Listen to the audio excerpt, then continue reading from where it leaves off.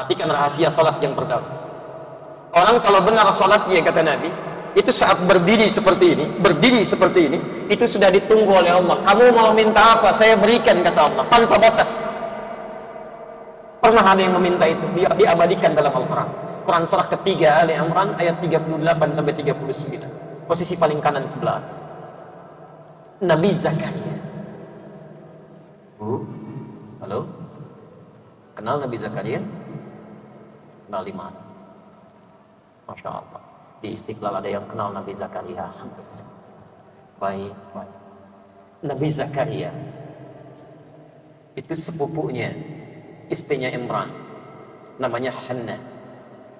Hannah itu sepupunya Nabi Zakaria. Nanti punya anak Hannah, hasil pernikahan dengan Imran melahirkan anak Maryam.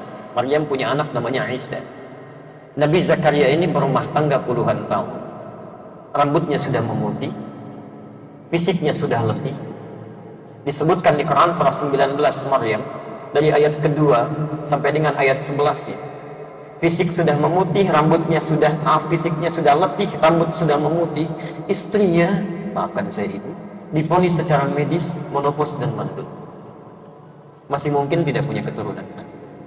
Tidak. Berobat sana sini, dokter mengatakan ini nggak bisa, nggak ada obat, nggak akan mungkin punya keturunan. Perhatikan rumus Qurannya. Kalau Anda punya masalah dalam kehidupan, kemudian makhluk mulai mengangkat tangannya mengatakan mustahil, ini nggak ada solusinya, itu tanda pertama dari Allah supaya Anda meninggalkan makhluk, segera kembali kepada Allah, karena Allah ingin memberikan yang terbaik pada Anda langsung tanpa campur tangan makhluk. Itu rumusnya. Saat itulah Nabi Zakaria bermohon kepada Allah, langsung diabadikan di Quran. Hunalika da'a Zakaria rabbah. Nabi Zakaria kemudian bermohon kepada Allah di mihrabnya. Qala rabbi habli min ladunka dzurriyyatan thayyibah. Ya Allah, ya Rabb, hamba sudah berikhtiar kemana-mana sampai hari ini belum mendapatkan keturunan. Hamba memohon kepadamu saja, ya Allah, yang punya kekuasaan tanpa batas. Innaka sami'ud du'a. Engkau pasti dengar doa hamba, ya Allah. Kalau pada yang maha mendengar saja tidak bisa mengabulkan doa hamba, pada siapa lagi hamba lantas meminta? Fa itu harfu 'atfin bila hudud, huruf yang merangkai dua peristiwa tanpa jeda. Tadi kan?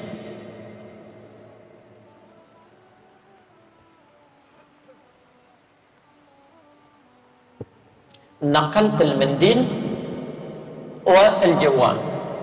Saya pindahkan tisu dan handphone. Kalau saya gunakan waw, itu artinya saya pindahkan dulu tisu, baru kemudian ada jeda saya pindahkan handphone. Kalau menggunakan thumma al-jawal, maka ada jeda cukup panjang. Saya pindahkan tisu, tunggu sebentar, saya pindahkan handphonenya. Tapi kalau kalimatnya menggunakan fa, bersamaan saya pindahkan tisu, seketika saya pindahkan handphone. Ini Nabi Zakaria berdoa dalam salatnya, dalam keadaan berdiri. Selesai salat, selesai doa, ya. Selesai doanya, tapi belum tuntas salatnya, baru selesai doa. Seketika turun malaikat menyampaikan, fa'nadatul malaika. Turun malaikat mengabarkan, annallaha yubashshiruka bi Yahya. Zakaria, Allah kasih kabar gembira, kamu akan punya anak. Langsung namanya dari Allah, Yahya. Artinya hidup. Yang mustahil menurut manusia, lahir dari rahim seorang perempuan yang monofos dan mandul, kata Allah nggak ada yang mustahil. Sekarang jadi dan lahir dia. Jadi dan lahir dia. Kapan itu terjadi? Wa huwa qaimun yusalli fil mihrab. Sedangkan beliau masih berdiri dalam salatnya. Nabi Zakaria berdiri dalam salat memohon dikabulkan. Umat Nabi Muhammad SAW sebelum datang pada salat sudah ditunggu oleh Allah Subhanahu wa taala. Nabi Zakaria sekali mintanya, umat Nabi Muhammad 5 kali ditunggu oleh Allah paling minimal dalam sehari. Jadi kalau Anda sudah ditunggu oleh Allah 5 kali dalam sehari, meminta apa saja belum cukup juga Anda memohon, mesti dengan cara apa lagi Allah mengabulkan doa Anda?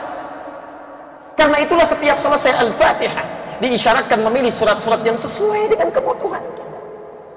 Ini masalahnya setiap sholat yang dibaca itu lagi. Anas lagi minal jinnati wal dan dikabulkan oleh Allah. Pantas mimpinya ketemu jin terus gitu ya. Baik.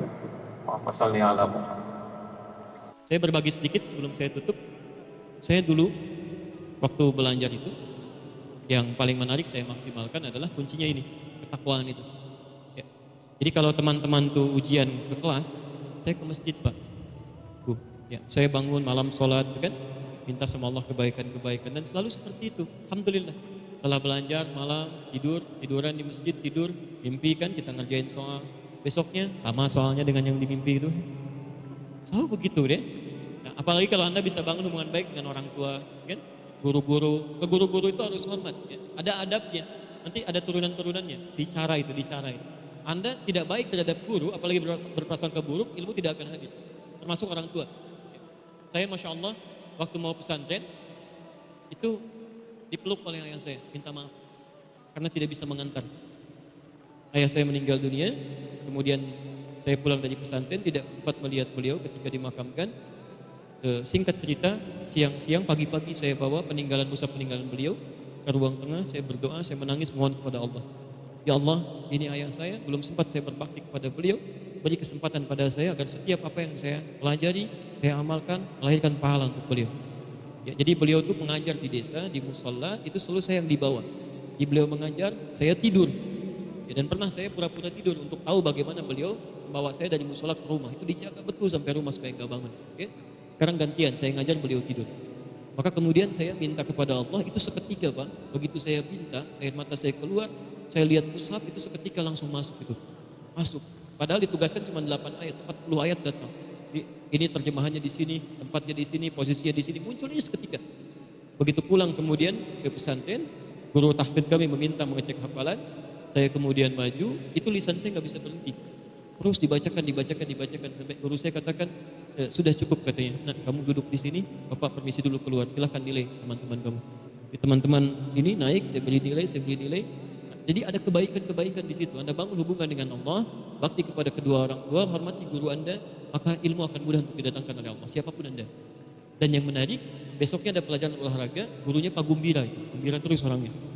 Itu Masya Allah, saya datang, minta maaf, nah, mohon maaf katanya kan, ujian telah selesai, nilai teman-teman 8, kamu karena gak ikut ujian, nilai kamu 6, yang ridho ya.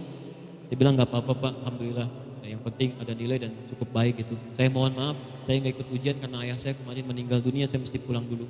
Oh begitu, kalau begitu sebagai bela sungkawa Bapak naikkan dari 6 jadi 8. Alhamdulillah, selalu ada kebaikan, jangan takut dengan nilai. Ya, gak usah mikirin nilai ya. Penting Anda hadirkan kebaikan-kebaikan, itu insya Allah datang semua.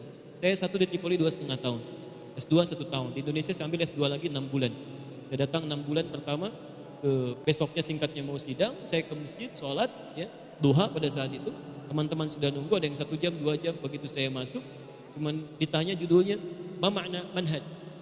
Ma makna minhaj? Dulu tesis saya minhaj dan manhaj syarah Ibnu Aqil fi Alfiyah Ibnu Malik. Ma makna minhaj? Saya bilang, lais minhaj, ini bukan minhaj, manhaj. Kalau minhaj begini, kalau manhaj begini. Perbedaannya begini, referensinya di sini. Itu cuma satu pertanyaan. Setelah itu tidak bertanya lagi, malah kita ngobrol. Penguji kedua, ada pertanyaan? Tidak. Penguji ketiga, antum sekolah di mana? Kita diskusi cuma 5 menit. Kita senyum-senyum macam-macam dan sebagainya. Kami lulus S2, selesai 6 bulan di situ dan IPK-nya cukup baik, semuanya A. Ya. Kecuali ada 1 B+. B+ pun nilai SSP-nya belum datang karena agak lambat datangnya, dijadikan nilai teman masuk ke situ. Tapi saya nggak pernah mikirin nilai, saya nggak peduli mau dikasih nilai apapun itu nggak ada masalah.